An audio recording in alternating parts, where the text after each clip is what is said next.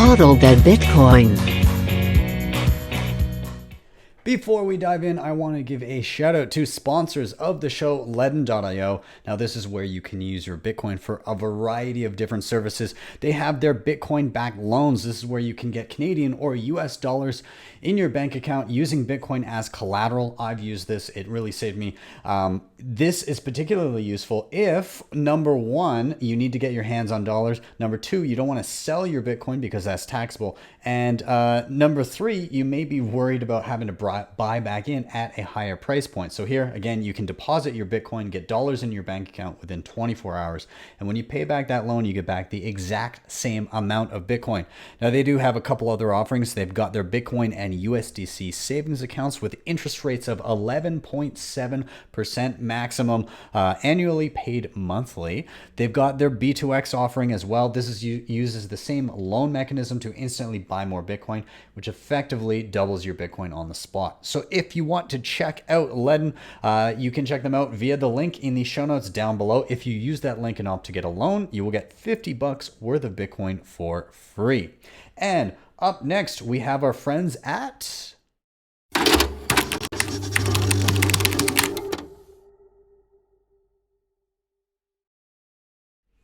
So Crypto Cloaks, if you haven't heard of these guys, you got to check them out. A bunch of awesome Bitcoiners got together and started pumping out incredible swag from a growing array of 3D printers. Now, these guys make a ton of great stuff. They have, let's list off a few things. They have shells for your node cases. So I've done some tutorials on like my node. I've got an upcoming one for the Umbrel node, and I'm going to be actually using a custom case that I just saw the previews for. Very stoked about that. But besides the fact they've got some drawer, they've got the Bitcoin Honey Badger drawer to store your, well, really whatever you want, but hardware wallets, things like that. They have sticker packs. They've got shells for your hardware wallets, like the cold card here. They, of course, have things like coasters and even night lights, really. So a little bit of everything for everyone. So I do encourage you, check out cryptocloaks.com. And hey, if you want a bit of a discount, use the code BTC Sessions, all one word, you get 5% off. And finally, we have, boom, the Cobo Vault. Now, I've done a full tutorial on this. This has quickly moved up the ranks to be one of my most used hardware wallets. And I really love it because it is 100% air-gapped in an easy-to-use fashion. So air-gapped means that you never plug this thing into any internet-connected device. Everything is entirely offline and done via QR code between your device and a phone, a computer, whatever you want, but it's all QR codes. So it's never plugged in. Your keys are never compromised in that way. Now, they have a secure element. They have, of course, that protects your private seed or your seed phrase, your private keys. The firmware is open source. And one of my favorite things about this is that it is interoperable with all of my favorite wallets. You can use it with Bitcoin Core. You can use it with Electrum. You can use it with Wasabi, my favorite desktop wallet. And you can use it with Blue Wallet, which is my go-to day-to-day mobile wallet and it's on iOS and Android. So be sure to check out Cobo Vault. And in fact, they have a giveaway going on right now. If you want to get a Cobo Tablet Plus, which is a steel seed plate to store the backup for any wallet that you may have, all you need to do is get on Twitter, retweet the show, tag myself and Cobo in that tweet. Let us know why you want one, and I will announce winners. I will continue doing this all the way through November, so keep an eye out for that. With that, let's dive into the news.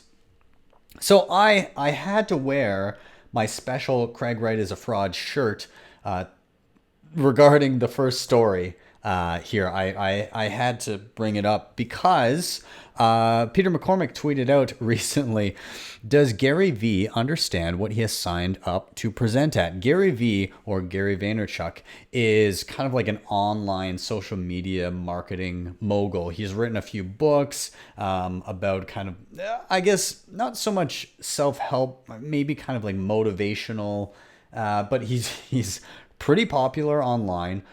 He's kind of mastered the social media game. Whether or not you're into his content, totally besides the fact. But he was slated to speak at a conference from Coingeek, which is kind of in cahoots with the likes of Calvin Ayre, Craig Wright, N-Chain, all of the guys that basically center around Craig Wright as being Satoshi and their shitcoin, basically, that they claim is the real Bitcoin. Of course, Bitcoin SV or BSV has absolutely dropped off a cliff. It's worth like somewhere between 1 and 2% of a Bitcoin at this point. So obviously the market has not seen eye to eye with Satoshi's vision. But besides the fact, they had GaryVee slated to speak at this conference. And so Peter McCormick just lightly jabbed and said, "Hey, do you know what you're doing?" He said, "Hey, Gary, this isn't the real Bitcoin. Check the criminal record of the guy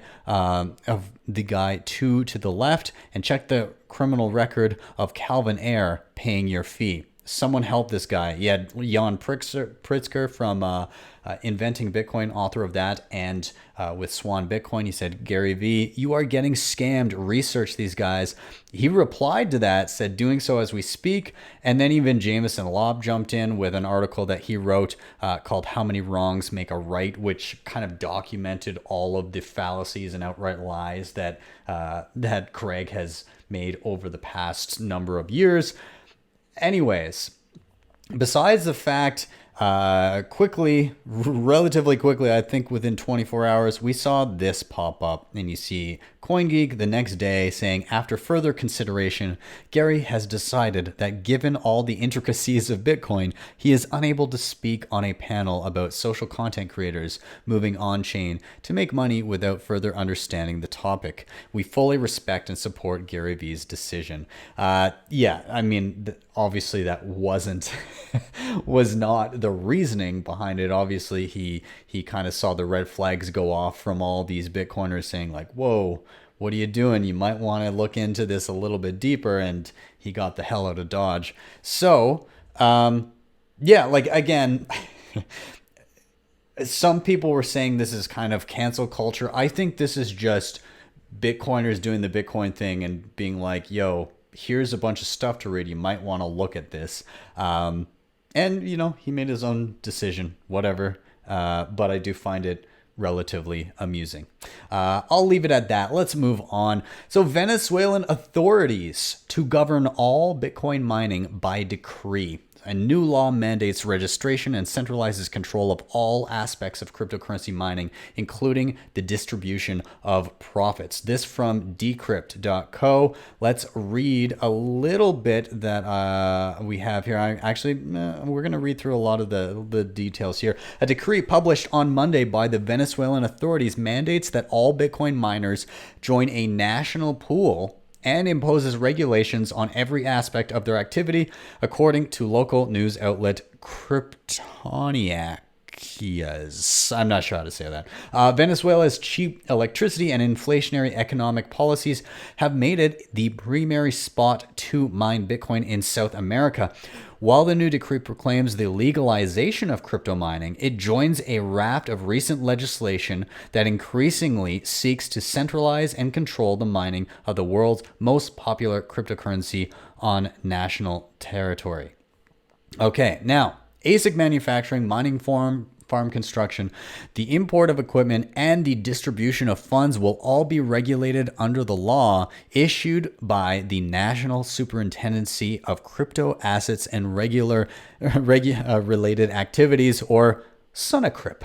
We'll call it. The authorities claim that Bitcoin mining has paved the way for increased speculation on the value of the dollar and circumvention on the country's financial controls. As such, a registry of miners, or RIM, has been established to process licenses via the web. It will include equipment manufacturers and those involved in constructing mining farms.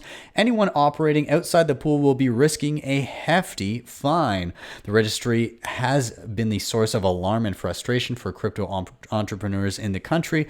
The fear that disclosing their income and activity might attract the attention of criminals and corrupt government officials, I would be more worried about the latter, and have complained about extortion attempts. Makes sense. The state's attempts to centralize mining also go against the core philosophy of Bitcoin. A state-controlled mining operation is vulnerable to the pool operator, presumably the state, collecting taxes from miners, freezing their funds, and delaying payment, the very freedom Bitcoin is meant to offer. Yeah, so basically you see a country, this is kind of a double-edged sword. No matter what, if you're going to have freedom of mining everywhere, you're going to have the state trying to grasp at straws and trying to hold on to that power. Particularly, you're going to see the uptake of things like Bitcoin mining in the most hard hit areas when it comes to monetary policies gone awry, like Venezuela, where they've had +1,000,000% inflation.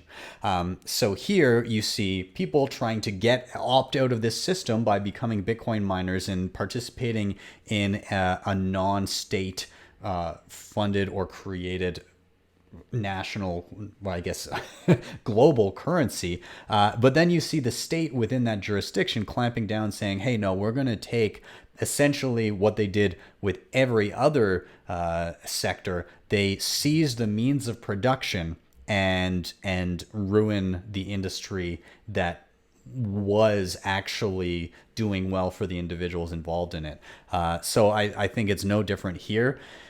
It will happen in certain jurisdictions. Those jurisdictions that are a little bit more freer, this won't happen. There may be mild regulations, but this is the most extreme reaction, and you'll probably see it in jurisdictions that have similar problems and have similar government overreach that are looking to maintain power.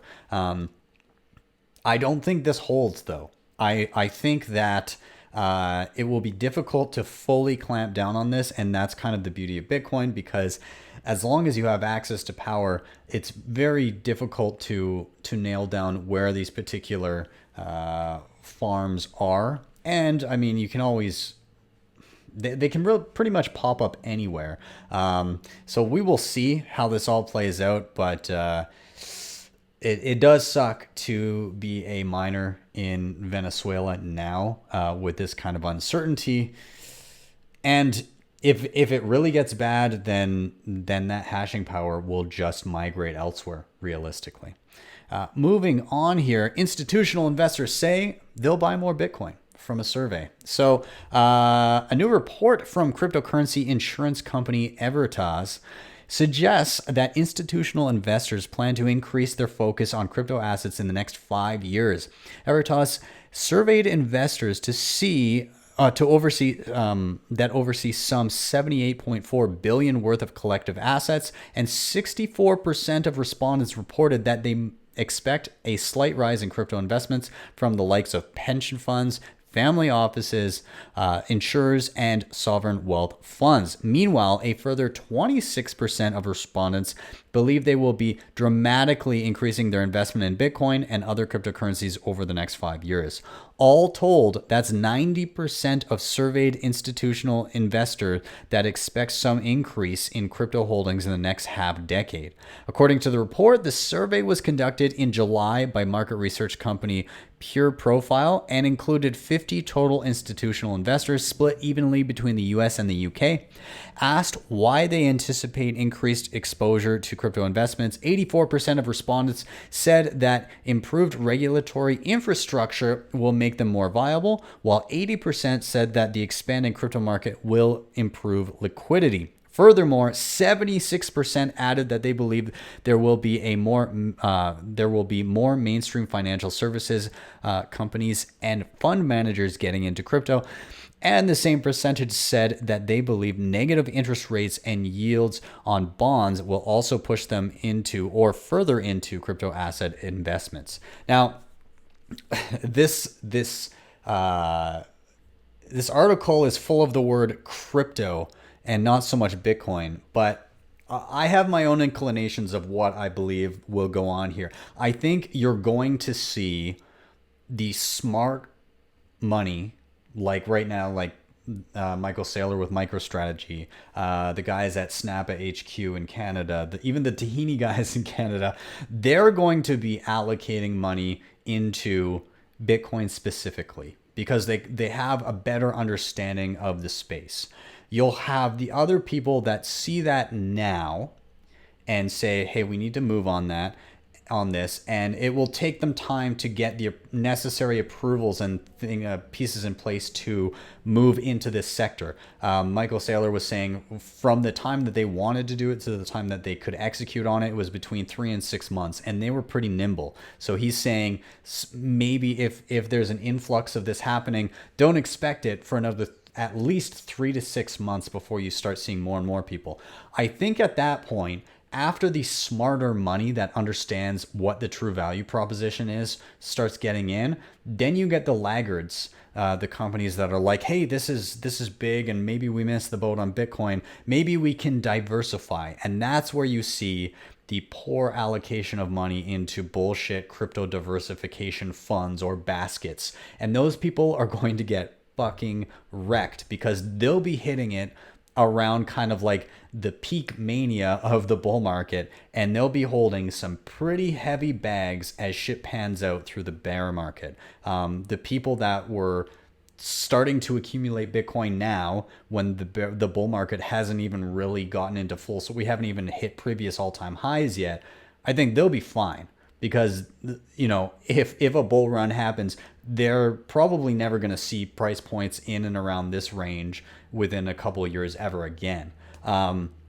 Whereas the people that get in late in a bull market and diversify into whatever the flavor of the week is being offered by these diversified portfolios and these funds and baskets of cryptos, they are going to get destroyed. I did an article last year, and I did a post-mortem on Brian Kelly on CNBC. He did a well-diversified crypto portfolio, and the long and the short of it is 2 years later, you came out on top in terms of dollars. So if you dropped 10 grand into it, you came out with around 13 grand.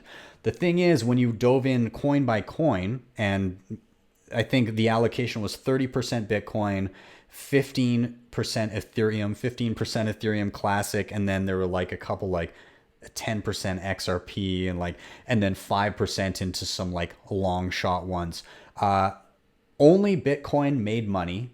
I think it was Ethereum and Monero were pretty much break even, and everything else lost massive amounts of money. So the only reason for that $3,000 gain or that 30% gain was Bitcoin, and everything else just destroyed your portfolio.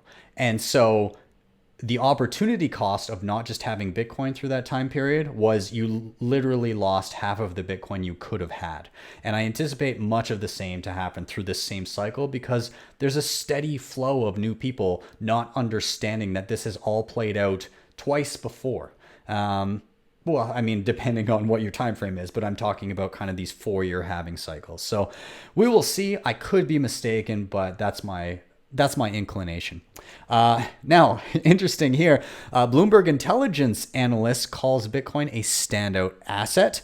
Just a quick summary here. Mike McGlone, senior commodity strategist at Bloomberg, examined Bitcoin's potential upside on Twitter today. He described Bitcoin as a standout fixed supply asset that is set to be a primary beneficiary of equity and bond prices. McGlone has previously spoken about how Bitcoin and the stock market relate to each other. Cryptocurrency typically does not have much of an effect on equity prices, he has said, but Bitcoin does stand to benefit from any stimulus caused by the stock market trades extending beyond their usual timeline. Bitcoin is a standout fixed supply asset that should be a primary beneficiary in a period of limited potential further upside in equity and bond prices in our view. QE juxtaposed versus tightening Bitcoin supply leaves adoption and demand as the top price outlook metrics, McGlone said. In a conversation with Decrypt, Jason Dean, an analyst at Quantum Economics, said McGlone is alluding to the hardness of Bitcoin supply when compared to all other assets, especially bonds and equities, which he may also be implying are overvalued. As Bitcoin's total supply is known at all times, future forecasts can be calculated using precise figures, leaving only demand to influence the crypto asset's price and value. He believes, as I do, this will be determined by ongoing adoption rate and institutional demand, Dean added. So yeah, again, kind of a bullish outlook, but in contrast to that, you had you had a report from the Central Bank of Canada. Now, this is funny because you have all the analysts that are starting to clue into this, and then you have a central bank chiming in to the negative. And so a report from Canada's central bank shows that while most Canadians are knowledgeable about basic finance and Bitcoin, few actually hold any crypto assets. According to the results of the Bank of Canada's 2019 Cash Alternative Survey published in August 2020, financial literacy is positively associated with the awareness of cryptocurrency, but negatively associated with ownership. Now, this does go on, and it talks about how 93% of Canadians with high financial literacy are aware of cryptocurrencies, as opposed to only 72% of those with low financial literacy. Now, conversely, 8% of those with low financial literacy reported they own cryptocurrencies, compared to 4% of Canadians with high financial literacy. Now, the interesting thing about this is that they go on to say that some data suggests that many investors are shying away from crypto due to a lack of cryptocurrency literacy.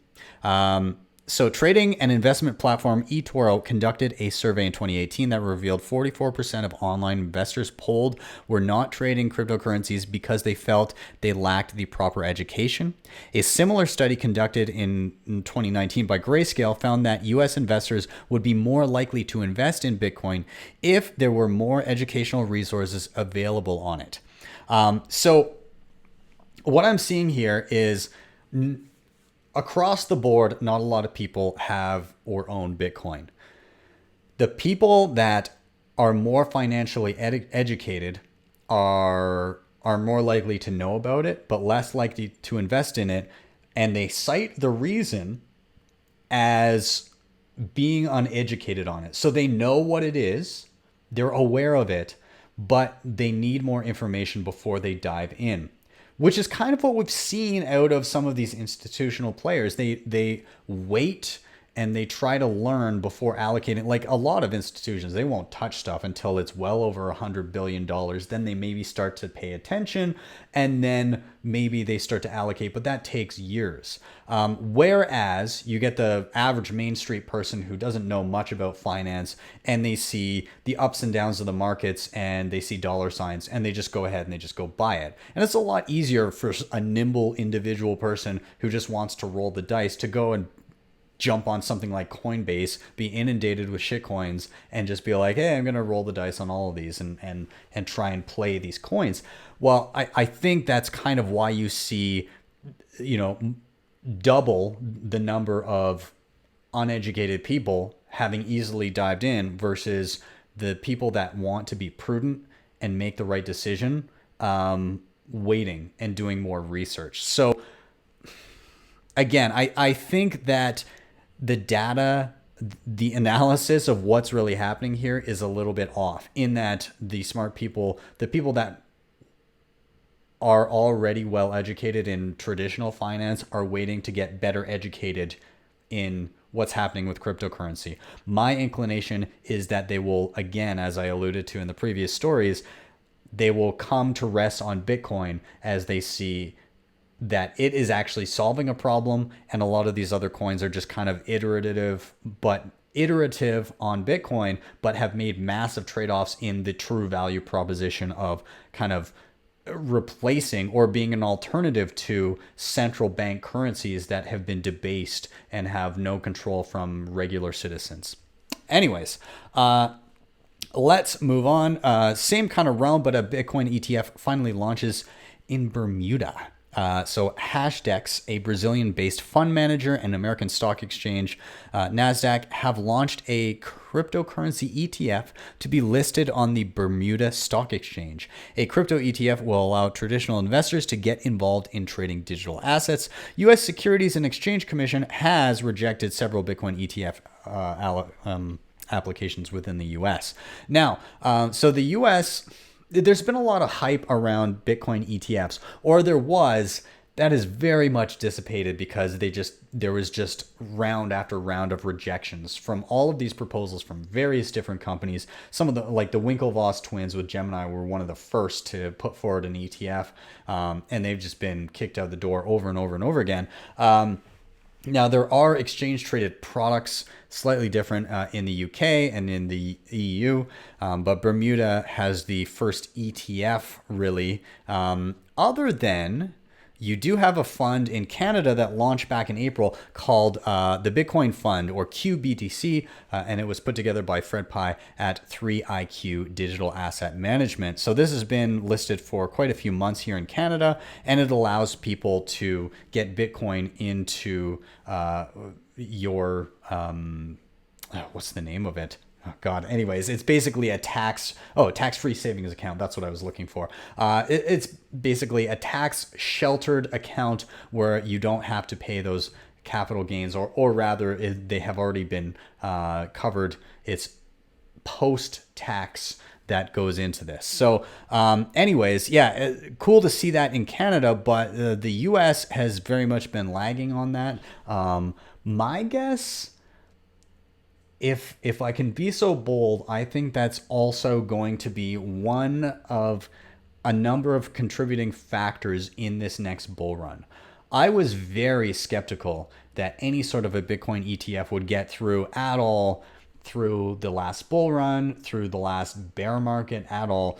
I was thinking that Bitcoin goes through its cycles, and then the market finds a reason, regardless, like the cycle will just do its own thing, and the news tends to follow the cycle, as in what gets highlighted in the news ends up being attributed to the price of Bitcoin, whereas Bitcoin is really just following these cyclical 4 years around the supply. And these cycles tend to, the good news will congregate around a natural ebb and flow of the price.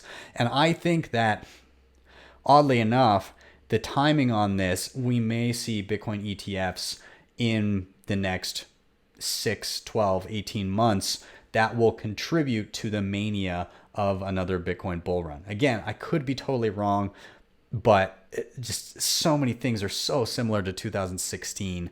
I'm very inclined to believe that this will coincide with, not cause, but further add to the FOMO that already exists because of the restriction of supply that happened with the Bitcoin halving this past May. So we'll see. We'll see how good of a call that is. Okay, moving on from Decrypt. Stablecoins like Tether are confusing, says European Central Bank. Oh, man. Okay. Anyways, this digital euro idea, or any digital fiat currency, and the one that the ECB, or the European Central Bank, is contemplating, could give rise to financial stability risks if its use became widespread and its integration with the financial markets tangled beyond repair. Financial stability risk doesn't sound stable at all. This, claims the ECB, could occur because of a liquidity run. The idea is this: put up some regular fiat euros as collateral for some digital crypto euros like Tether. If its holders believed that the actual euro would lose value, then people would redeem their crypto euros for the real euros and dump the real ones on the market. In these events, the liquidation of assets to cover redemptions could have negative contagion effects on the financial system, said the researchers in this report from the ECB. Widespread stablecoins such as Tether or USDC could also cause systemic risk, given that it is prone to manipulation, among other things. And if a stablecoin became an alternative store of value, which the ECB considers less plausible. This would reduce the ability of a central bank to intervene in markets through monetary policy. So basically, this whole report here from the ECB is outlining the fact that they don't like stable coins because it kind of takes their hands away from the dials and disallows them from deciding what happens with their own currencies. Yes, it's like a derivative of the euro or the dollar. There's more counterparty risk injected there, but it allows markets to be more free and people to decide the value of these currencies. And in an environment where you have just massive amounts of central bank printing and in capital injections all over the globe, there is really no reason for these currencies to have real value. You don't see as much inflation in regular consumer goods yet, although you do see some as you see UBI and stuff start to roll out, but you do see massive asset inflation. You see things like stocks, housing, gold, really anything, even like bonds that have like dick all for yields, stuff like that is going up. So anything that you actually really want, anything that's going to retain your purchasing power, or just like keep it flat and not even in thinking about inflation, the cost of those assets are going up. And so naturally the value of these currencies in all this printing is going down. They don't like the idea that somebody could actually sell off a whole bunch of a currency and potentially tank the value of the euro or any other digital version of a central bank issued currency so freely. That's what it seems to me. Anyways, one last thing I wanted to touch on here. A developer reveals biggest unsolvable Lightning attack vector. Okay, so this was an article talking about Wumbo channels on Lightning Network. Okay, so I know this will need some explanation for individuals. If you're unfamiliar with Lightning Network, effectively a way of locking Bitcoin between two consenting parties, almost like a pipe in which you have Bitcoin and it can flow to and from those two parties easily. This has turned into a huge network of pipes that are interrelated, and people can send payments very, very easily for pretty much instantly for next to no cost. Now, initially, Lightning had limits on the amount of Bitcoin that could be locked up in a single channel and the amount of Bitcoin that could be sent in a single transaction.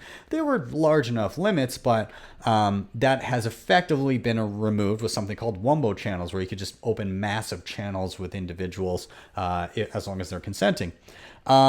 This effectively can lock up, this attack can lock up Bitcoin for periods of up to 2 weeks. So I'm going to read a little bit from this. It gets a little technical, but I'll try and break it down a bit.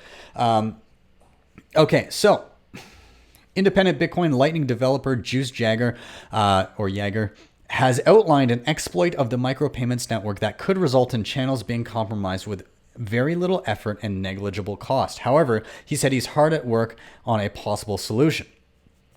Jagger specifies that the attack could be carried out on Wumbo channels, which essentially allow larger transactions between mutually agreeing parties on the Lightning Network. A Wumbo channel removes the limit to the total amount of Bitcoin that can be held in a regular Lightning channel, which is around $716 or $1,760 at today's prices. It also removes the approximately $450 limit to how large an individual payment can be. Jagger said that the Wumbo channels can be exploited because the channel cannot hold more than 483 hash and time-locked contracts. So these are the little contracts that say when you close these channels, who gets what Bitcoin. So if I have a channel between myself and you, and we have say 10 Bitcoin locked up between us, and we're transacting goods and services back and forth, and I give you a Bitcoin, you give me a Bitcoin, back and forth. The final state of that channel is whatever the latest HTLC or the latest contract states. Okay, well, after all of these transactions back and forth, it should be settled that I have 4 Bitcoin and you have 6. Okay, so basically, if there's too many of these contracts going on between channels, it can bog down the network and lock up this Bitcoin until the channel is effectively closed after X amount of time. So now he did say that they're looking to implement something kind of like a firewall that would prevent this type of behavior. It's in the works. Again, Lightning is still pretty new. It just launched in 2018. It's made a lot of leaps and strides since then. It's become increasingly easy to use. I know because I used it the moment it came out, and then I've been using it ever since. I use it, I'd say every 2 to 3 days. I'm doing Lightning transactions at this point, which is more often than I do regular Bitcoin transactions. So anyways, obviously this is not affecting the main network of Bitcoin. That is unaffected, and that's why I'm not as worried about things like this on Lightning. Yes, there are funds locked up there, but the idea is to innovate on Lightning to not put at risk the main core network of Bitcoin. So I'm sure this will be solved over time, but it does go to show that, again, you got to be careful with development. You got to be careful with how much money you have sitting in Lightning. I use it as kind of like a spending back and forth platform for smaller transactions. I don't sit a lot of my Bitcoin in it. And I would advise the same of you, like maybe a few $100 if you're playing around, but don't have too much sitting there because it's still new. But nonetheless, still love Lightning. If you haven't played with Lightning, go check out Phoenix Wallet. That is my go-to day-to-day Bitcoin wallet. It's non-custodial and it's still very easy to use, and you can receive a regular Bitcoin transaction to it and instantly have it on Lightning. You can also send a regular Bitcoin transaction out of it and it swaps from it swaps from Lightning to a regular Bitcoin transaction without you having to think. So very, very cool there. Anyways, guys, I'm going to wrap it out there. Thank you so much for watching and or listening. If you are here on YouTube, do hit like, subscribe, share. All of those things really, really do help. I can't stress that enough. So please do. If you want to help out the show in another way, you can hit up the sponsors I mentioned previously down below. That was LEDN. You can get 50 free bucks if you sign up and get a loan. You can check out Cloaks, awesome Bitcoin swag, code BTC sessions for 5% off. And you can hit up Cobo. Remember, if you retweet the show and let us know why you want one, you can get one of those steel seed plates for your backup wallet. And finally, if you really liked what you saw, you can hit me up with a Bitcoin Lightning Network tip at my tippin.me page. That is tippin.me/@BTC sessions. And with that, I'm out. Have yourselves a wonderful evening or a wonderful day wherever you are, and I'll see you next time for your daily session.